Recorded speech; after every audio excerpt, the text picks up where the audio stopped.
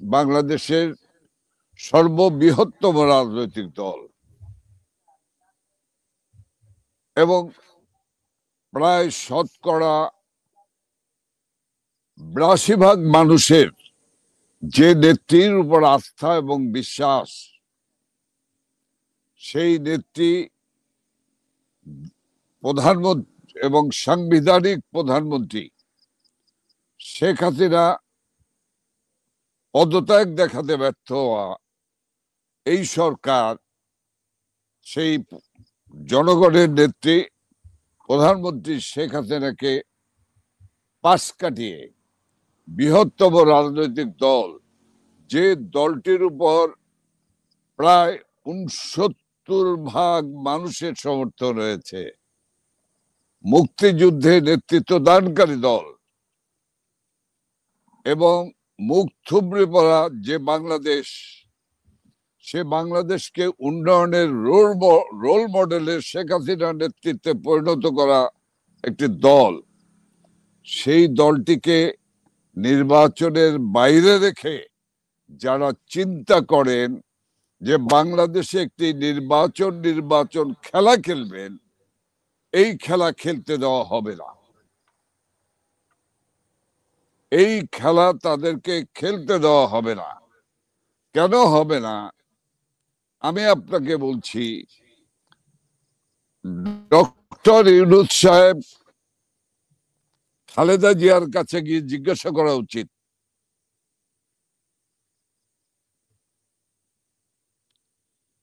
যে একটি আওয়ামী লীগ ব্যতিরেকে একটি নির্বাচন তিনি করেছিলেন, ভোটবিহীন নির্বাচন, দলবিহীন নির্বাচন।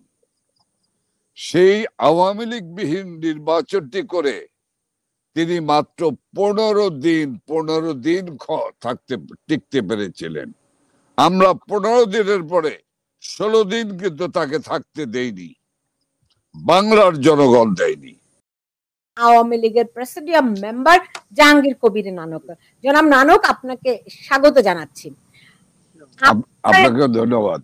জি, মাত্র ২ দিন আগে আপনি আমার একটি সাক্ষাৎকারে বলেছিলেন যে ঢাকা ঘেরাও কর্মসূচি আসছে, আপনারা মহা একটি কর্মসূচি ঘোষণা করবেন। তারপরের দিনে দেখলাম আপনি ঢাকা লকডাউন ঘোষণা করেছেন। এটার সম্পর্কে একটু বলবেন নাকি? দেখেন, আপনি প্রথম প্রশ্নটা কি করেছেন আমি আসলে বুঝতে পারিনি। প্রথম দিকের আপনার কি এটাই প্রথম প্রশ্ন? জি জি জি। দেখেন, একটি অবৈধ সরকার, জবরদখলকারী সরকার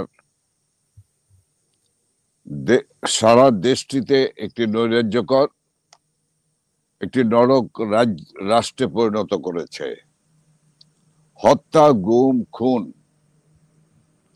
এটি এখন নিত্য নৈমিত্তিক ব্যাপার হয়ে দাঁড়িয়েছে।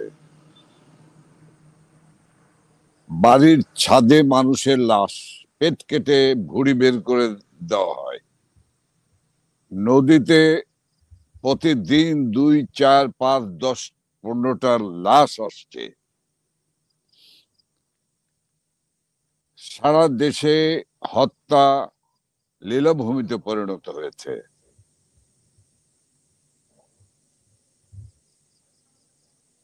ডাকাতি, রাহাজানি, লুটতরাজ, বাজার লুট, সরকারি সার রাজনৈতিক নেতার বাড়ি, রাজনৈতিক অফিস থেকে উদ্ধার,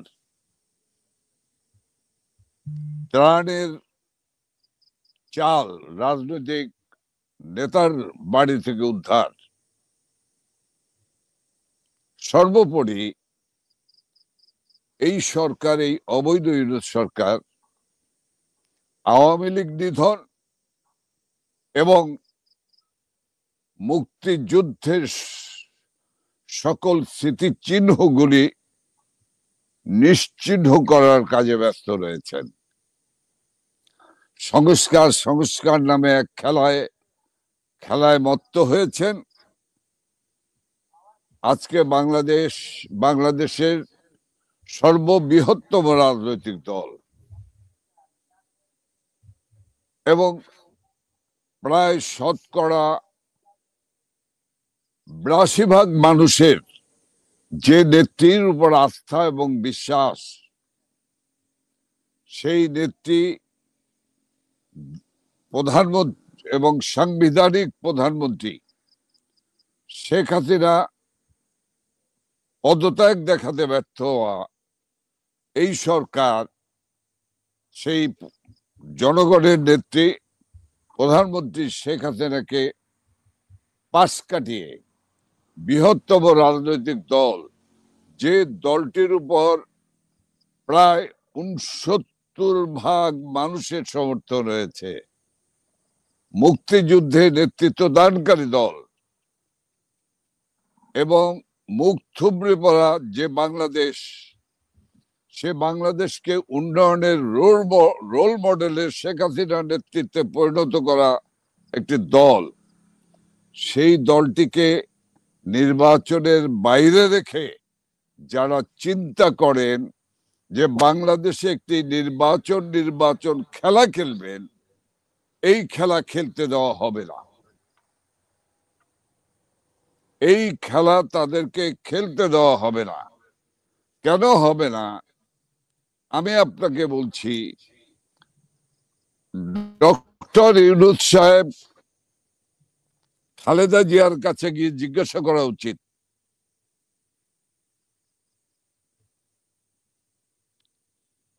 যে একটি আওয়ামী লীগ ব্যতিরেকে একটি নির্বাচন তিনি করেছিলেন, ভোটবিহীন নির্বাচন, দলবিহীন নির্বাচন। সেই আওয়ামী লীগ বিহীন নির্বাচনটি করে তিনি মাত্র 15 দিন টিকতে পেরেছিলেন। আমরা 15 দিনের পরে 16 দিন কিন্তু তাকে থাকতে দেইনি, বাংলার জনগণ দেয়নি। কাজেই ডক্টর ইউনূস এবং তার বিদেশ থেকে আমদানিকৃত মালগুলি, সরি ফর ল্যাঙ্গুয়েজ, বা মানুষগুলিকে দিয়ে এই রাষ্ট্র পরিচালনা করে রাষ্ট্রটিকে এই 14 মাসে ধ্বংসের লীলাভূমিতে পরিণত করেছে, মানুষের জীবনে অনিশ্চয়তা এনেছে। কাজেই মূল জায়গায় যেতে হবে, সেটি হলো অবৈধভাবে ক্ষমতা দখলকারী ইউনূস, মতলববাজ ইউনূস, জঙ্গি ইউনূসের নেতৃত্বে কোন নির্বাচন বাংলাদেশের মাটিতে হতে পারে না এবং হতে দেওয়া হবে না। কি করবেন আপনারা? নির্বাচন হলে আপনারা কি করবেন? আমি আপনাকে বলছি, এরই মধ্যে আবার আরেকটি খেলা শুরু করেছেন জনগণের একচ্ছত্র নেত্রী, বঙ্গবন্ধুর রক্ত যার ধমনীতে, সেই রক্তের উত্তরাধিকার, আধুনিক বাংলাদেশের রূপকার,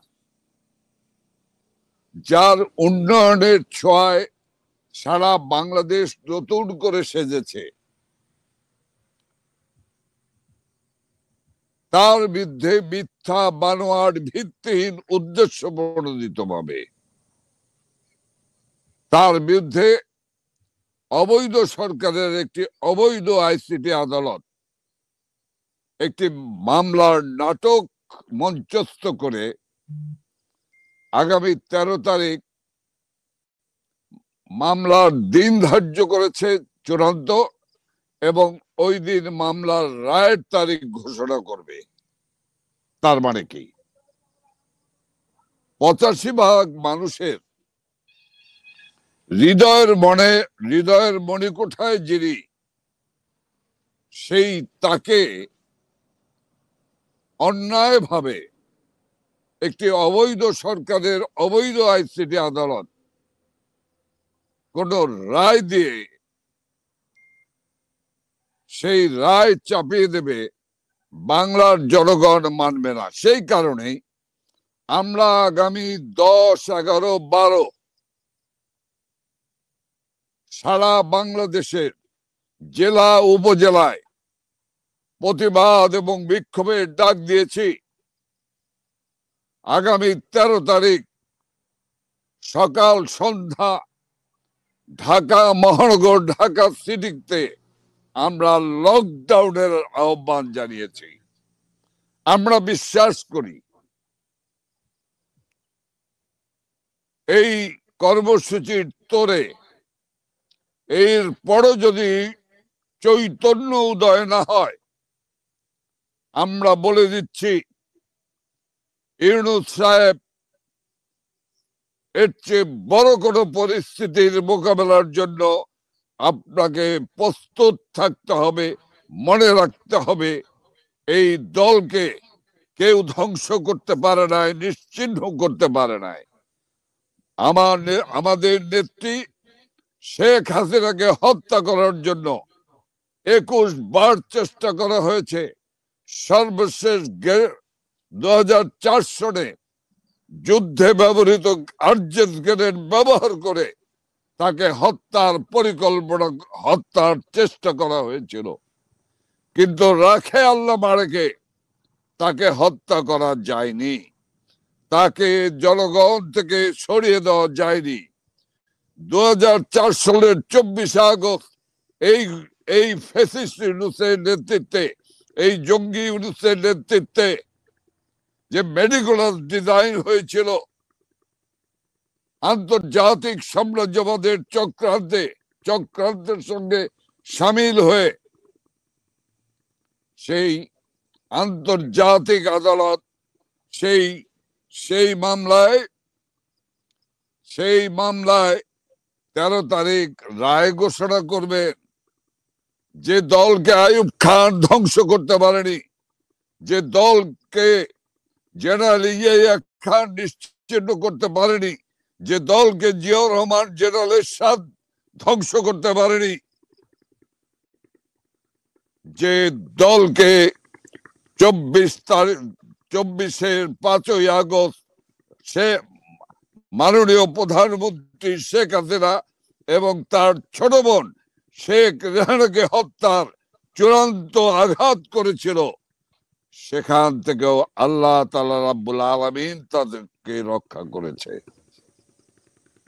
2004 সনের গ্রেনেড হামলায় রক্ষা পেয়েও নেত্রী সেদিন বলেছিলেন যে আমাকে আল্লাহ তাআলা জীবন দিয়েছে, হয়তো এই বাংলার জনগণের জন্য কোনো ভালো কিছু কাজ করব সেই কারণে।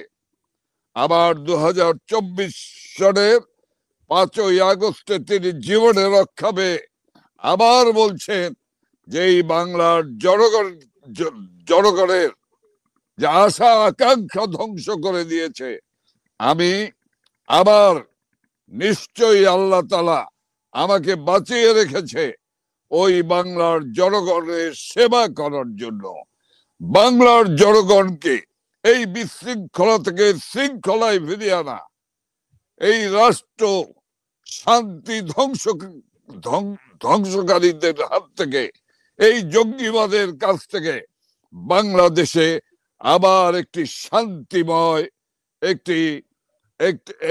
একটি অসাম্প্রদায়িক উন্নয়নশীল বাংলাদেশে পরিণত করার জন্য।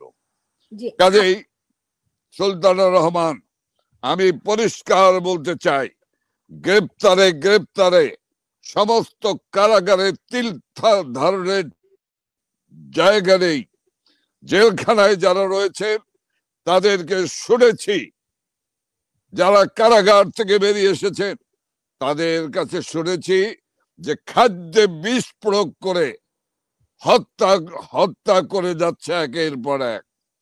কাজে এই যাদের চরিত্র, তাদের সম্পর্কে আমি বলতে পারি যে আওয়ামী লীগ কঠোর আন্দোলনের মধ্য দিয়ে, কঠোর কর্মসূচির মধ্য দিয়ে এই লকডাউন, ঢাকা সিটি এবং সারা বাংলাদেশের জেলা উপজেলায় বিক্ষোভ, এর পরে আসবে অনেক বড় কর্মসূচি। সেই কর্মসূচির কারণ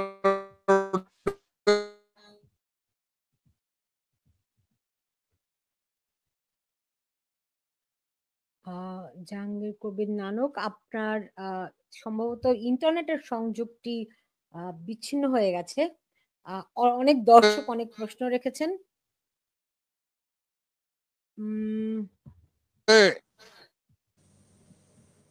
নানক ভাই, আপনার আপনার ইন্টারনেট সংযোগটি একটু বিচ্ছিন্ন হয়েছিল, এখন বোধহয় ঠিক আছে।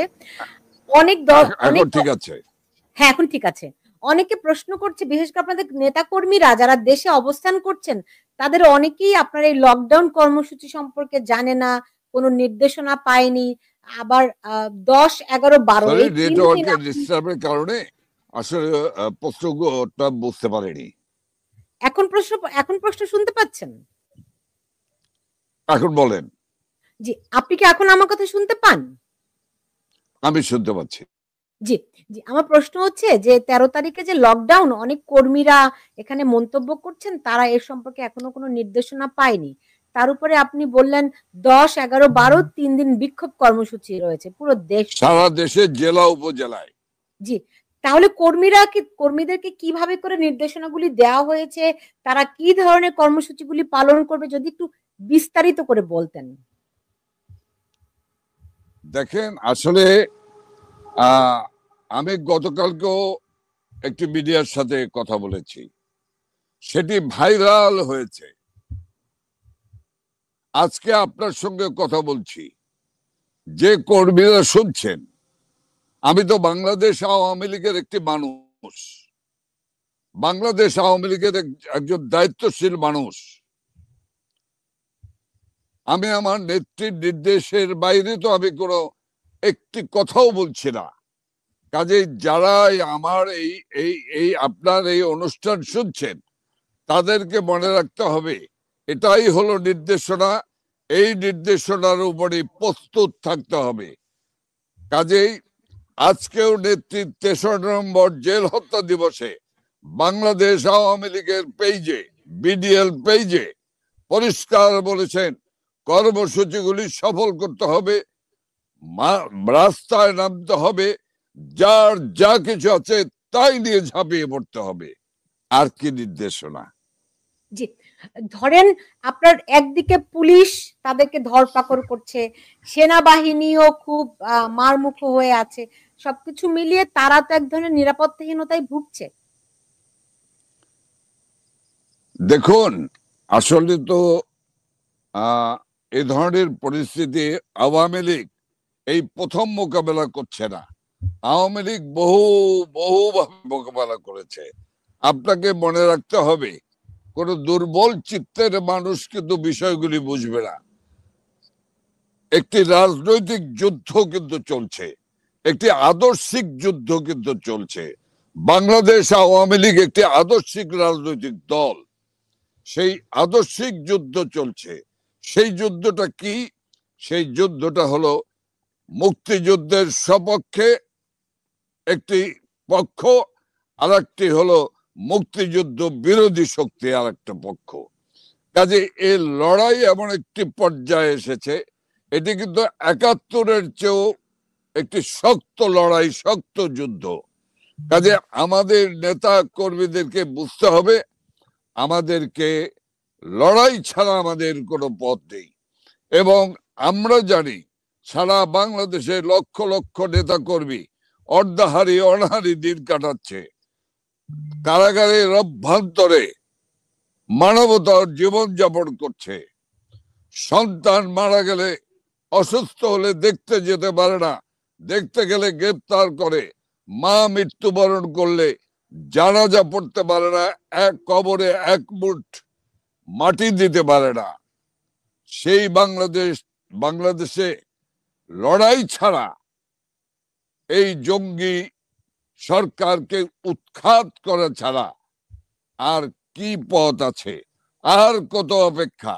কাজে লড়াই করতে হবে। আমার কর্মী বন্ধুরা, আমার সহযোদ্ধা ভাইয়েরা, আমাদের নেত্রী শেখ হাসিনা আমাদেরকে নির্দেশ দিচ্ছেন, সেই নির্দেশ অনুসারে অনুসরণ করা আমাদের দায়িত্ব এবং কর্তব্য।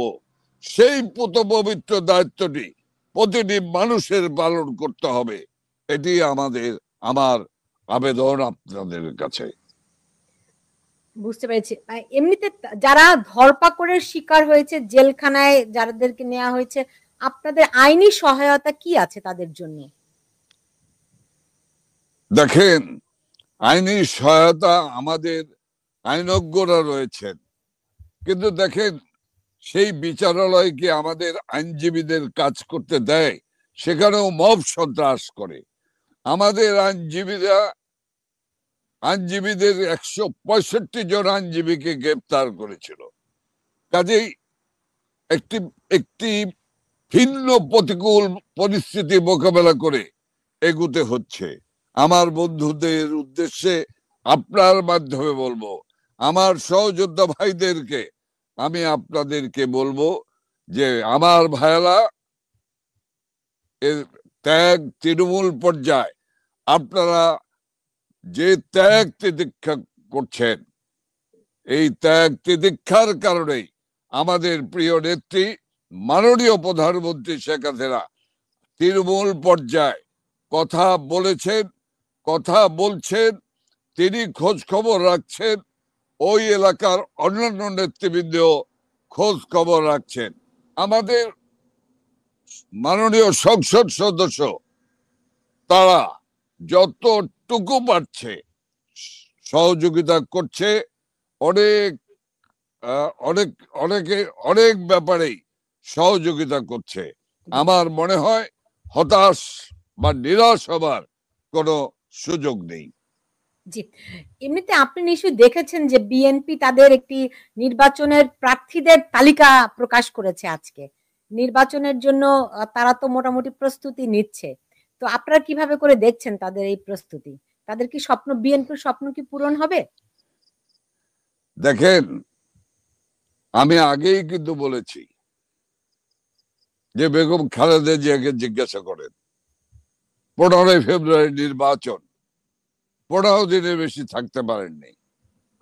আর আজকে যে নির্বাচন খেলা খেলছেন, আমি আপনাকে বলছি এই স্বপ্ন কোনো দিন বাস্তব হবে না। এই স্বপ্নই থেকে যাবে। তার কারণ হলো 85% মানুষের যিনি অবিসংবাদিত নেতা, যার উপর যে 85% মানুষের আস্থার পাহাড় রয়েছে, তাকে বাদ দিয়ে নির্বাচন, সেই নির্বাচন আন্তর্জাতিক মহলে গ্রহণযোগ্য হবে? সেই নির্বাচন কি গ্রহণযোগ্য হবে? Impossible, impossible. আর যে নির্বাচন খেলা খেলছেন, দেখেন, একটু সময়ের জন্য অপেক্ষা করেন, দেখেন সময় বলে দেবে, সময় বলে দেবে। আমি বলছি সময় দেখিয়ে দেবে, সময় চোখে আঙ্গুল দিয়ে দেখিয়ে দেবে আওয়ামী লীগ ছাড়া নির্বাচন হবে না, হবে না।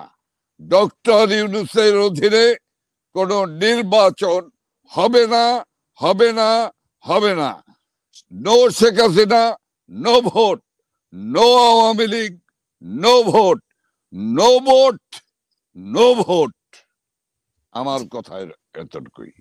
এখানে ফয়সাল আরিয়ান একটি মন্তব্য করেছেন যে 13 তারিখে কিভাবে কর্মসূচি হবে সেটা যদি প্রত্যেক নেতাকর্মীর কাছে পৌঁছে দেওয়ার দাবি জানাচ্ছেন তিনি, এবং নেত্রী যদি এরকম একটি নির্দেশ দিত তাহলে কর্মীরা সাহস পেতেন। আমি আসলে এই সহযোদ্ধা ভাইকে উদ্দেশ্য করে আমি একটু বলতে চাই, একটু আরো গভীরে যেতে হবে। যে কর্মসূচি বলা হয়েছে, সে কর্মসূচি আপনি যদি জেলায় থাকেন তাহলে জেলায় বিক্ষোভ করতে হবে, প্রতিবাদ করতে হবে, রাস্তায় নামতে হবে। যিনি উপজেলার থেকে বলছেন, কেউ যদি বলেন, তাহলে তার উপজেলায় প্রতিবাদ বিক্ষোভ করতে হবে। মনে রাখতে হবে, ঢাকায় আজকে 42টি, কাজে এই যে সাহসী যোদ্ধারা মিছিলে নেমে পড়েছে, এই মিছিলের এক মোহনা এসে যমুনা যমুনা যমুনাকে আতঙ্কিত করে ফেলেছে। আপনি, আমি, আমরা দর্শক শ্রোতারা কি শুনছি যে উপদেষ্টারা সব বিছানা গাঁটটি গোল করেছে, কবে যাবেন, চলে যাবেন। শুনেছি আলী রিয়াজ সাহেব নাকি ইতিমধ্যেই দেশ ত্যাগ করেছেন। আমার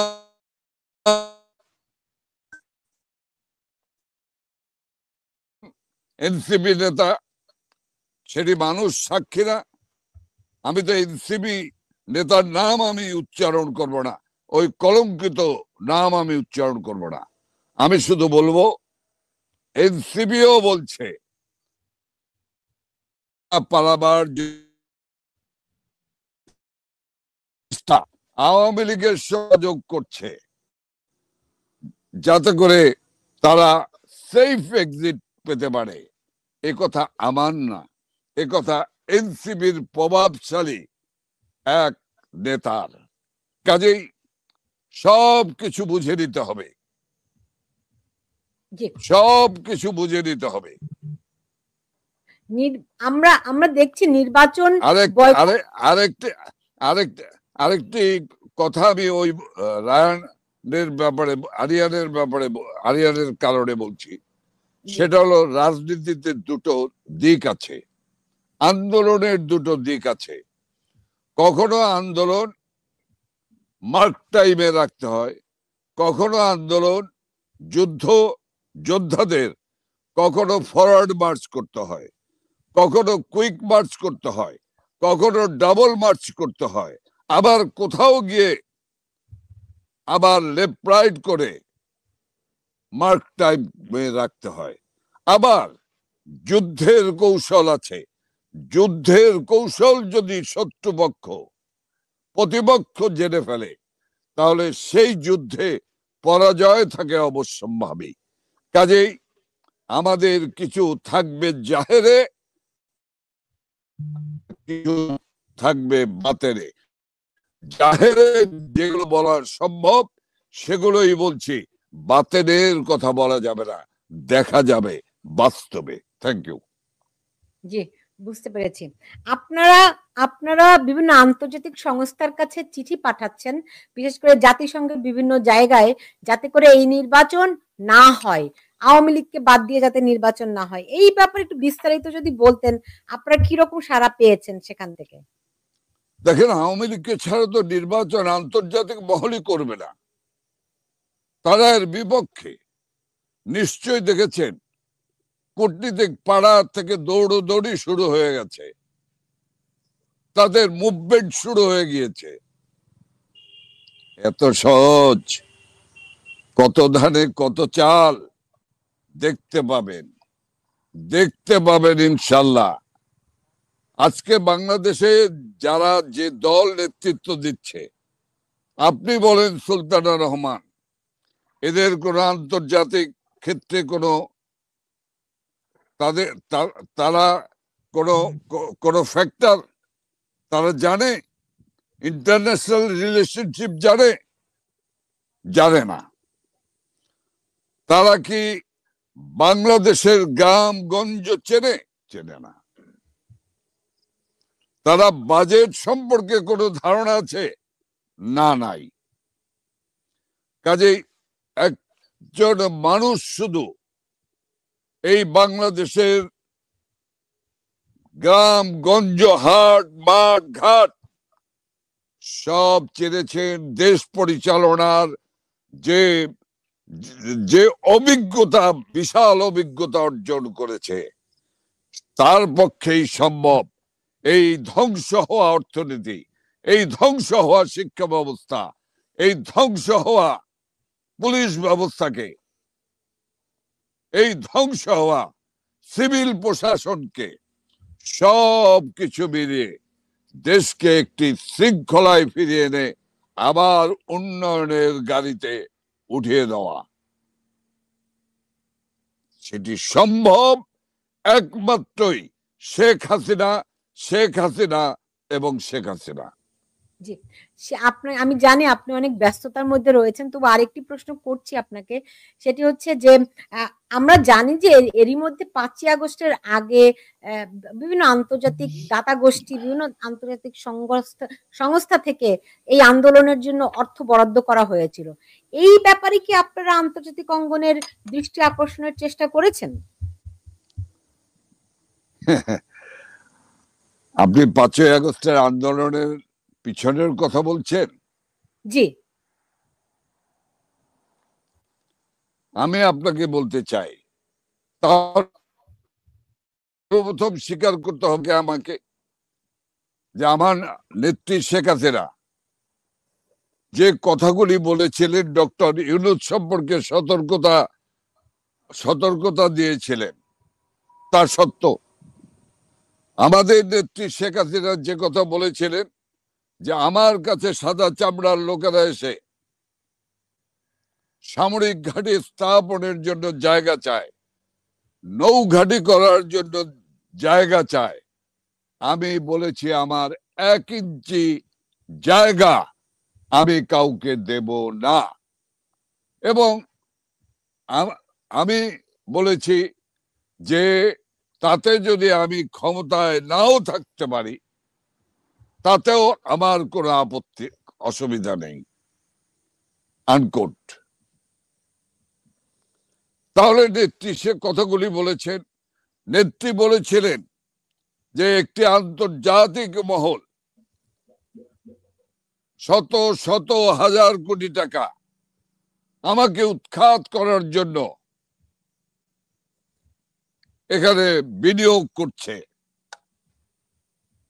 সেটি সত্য প্রমাণিত হয়েছে। আজকে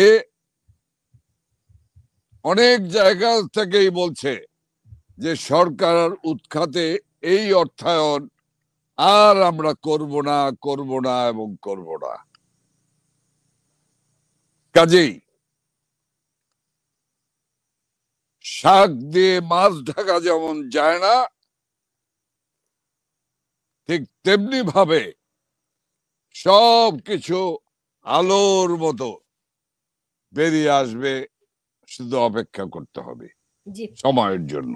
জি, শেষ প্রশ্ন করছি। আপনার এখানে অনেক দর্শক, আমি বিলিভ করি যে আওয়ামী লীগের কর্মী হবেন তারা, হয়তো যে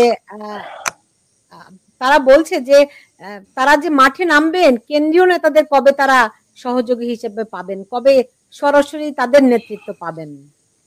সব সময় তারা আমাদের নেতৃত্ব পাচ্ছেন, প্রতিদিন প্রতি মুহূর্তে আমাদেরকে পাবেন, এবং যে কোনো মুহূর্তে তারা একেবারে দেখবেন তাদের সামনে আমরা দাঁড়ানো। আপনি তো একটা কি বলবো, মানুষকে একটা দিলেন, যে কোনো মুহূর্তে, সেটি কি রকম একটু ব্যাখ্যা করেন না? একটু অপেক্ষা করতে হবে সময়ের জন্য। জি, বুঝতে পেরেছি। সামনে অনেক দেখেন সুলতান রহমান যিনি এটি বলেছেন, তাকে আমি একটি কথা বলেই রাখতে চাই, না বললে তিনি বুঝতে পারবেন না। দেখেন 2006 সনে 111 মঈনুদ্দিন ফখরুদ্দিনের সরকার যখন প্রতিষ্ঠিত হলো, আমাদের নেত্রী শেখ হাসিনাকে যখন গ্রেপ্তার করা হলো, সে সময়ও কিন্তু আমরা দূরে বসে আন্দোলন পরিচালনা করেছি। নেত্রী শেখ হাসিনা বিমানে করে ঢাকায় নামবেন, তার বিধিনিষেধ জারি করল। নেত্রী শেখ হাসিনা এমন এক দুঃসাহসিক নেত্রী, তিনি গেলেন এবং সেদিন চেষ্টা হয়েছিল যে বিমানবন্দরে যেন 10 জন 12 জন 20 জনের বেশি কোনো আওয়ামী লীগ না থাকতে পারে। সেদিনও আমরা দূরে থেকে, নিশ্চয়ই আমার ওই বন্ধুটির মনে থাকা উচিত যে সেদিনও কিন্তু বিমানবন্দর থেকে ধানমন্ডির সুধা সদন পর্যন্ত লক্ষ লক্ষ লোকের জমায়েত করেছিলাম আমরা। এবং সেদিনই কিন্তু ফয়সালা হয়ে গিয়েছে যে জনতার নেত্রী শেখ হাসিনা, মানুষের নেতা শেখ হাসিনা। জি, একদম ক্লিয়ার। এখানে একজন একটা মন্তব্য করেছেন যে 13 তারিখের যে ঢাকা লকডাউন কর্মসূচি দিয়েছেন সেটি কি নেত্রীর নির্দেশে দিয়েছেন কিনা? দেখেন, নেত্রীর নির্দেশ ছাড়া আমরা কোনো কর্মসূচি দেই না। সুস্পষ্ট ভাবে বলতে চাই যে মাননীয় নেত্রী শেখ হাসিনার নির্দেশনা অনুযায়ী ঢাকা লকডাউন, ঢাকায় চলমান বিক্ষোভ এবং 10, 11, 12, 13 এই 4 দিন নিয়মিতভাবে জেলায় এবং উপজেলায় প্রতিবাদ এবং বিক্ষোভ করতে হবে। আমি আশা করি আমার বক্তব্য যারা শুনছেন তারা একটু সাহস নিয়ে আপনারা ঝাঁপিয়ে পড়েন। আপনাদের জনশক্তি, আপনাদের কর্মীদের শক্তির কাছে কোনো আইন শৃঙ্খলা বাহিনী সফল হবে না। তারা কোনোভাবেই তারা সফল হবে না, ইনশাল্লাহ। জি, জি, জনাব জাহাঙ্গীর কবির নানক, আপনাকে অনেক ধন্যবাদ জানাচ্ছি আমার সঙ্গে আজকে যুক্ত হওয়ার জন্য। আপনি কি শেষ আরো কিছু বলতে চান? আমি শুধু আবার বলতে চাই আপনার মাধ্যমে, আমার সহযোদ্ধা ভাই বন্ধুগণ, সারা বাংলাদেশের আওয়ামী লীগ, যুবলীগ, ছাত্রলীগ, স্বেচ্ছাসেবক লীগ, মহিলা আওয়ামী লীগ, যুব মহিলা লীগ, সর্বোপরি মুক্তিযুদ্ধের সপক্ষের মানুষেরা আপনারা রাস্তায় বেরিয়ে আসুন। আগামী 13 তারিখ ঢাকায় সকাল সন্ধ্যা লকডাউন, এবং লকডাউন বলতে লকডাউন, কোন যানবাহন, দোকানপাট, অফিস আদালত কোনোভাবেই চলতে পারবে না। সারা বাংলাদেশের 10, 11, 12 জেলায় বিক্ষোভ, 10, 11, 12, 13 সমস্ত উপজেলায় প্রতিবাদ এবং বিক্ষোভে ঝাঁপিয়ে পড়ুন। আমি বিশ্বাস করি আমাদের বিজয় সন্নিকটে। মনে রাখতে হবে এটি নভেম্বর মাস, যে ডিসেম্বর মাসের আমরা পাকিস্তানি হানাদার বাহিনী রাজাকার আল-বদর, আল-শামসদের আত্মসমর্পণ করে বাঙালি জাতির চূড়ান্ত বিজয় অর্জন করেছিলাম। ইনশাল্লাহ আমরা সাহসিকতার সঙ্গে এবারের যুদ্ধে যদি ঝাঁপিয়ে পড়ি, ডিসেম্বর মাস হলো আমাদের মাস, বিজয়ের মাস। সে বিজয়কে আমাদের সুনিশ্চিত করতেই হবে। জি, জনাব জাহাঙ্গীর কবির নানক, আপনাকে অনেক ধন্যবাদ জানাচ্ছি আমার সঙ্গে যুক্ত হওয়ার জন্য। আপনি ভালো থাকুন। Thank you. খোদা হাফেজ। জয় বাংলা, জয় বঙ্গবন্ধু, জয় শেখ হাসিনা।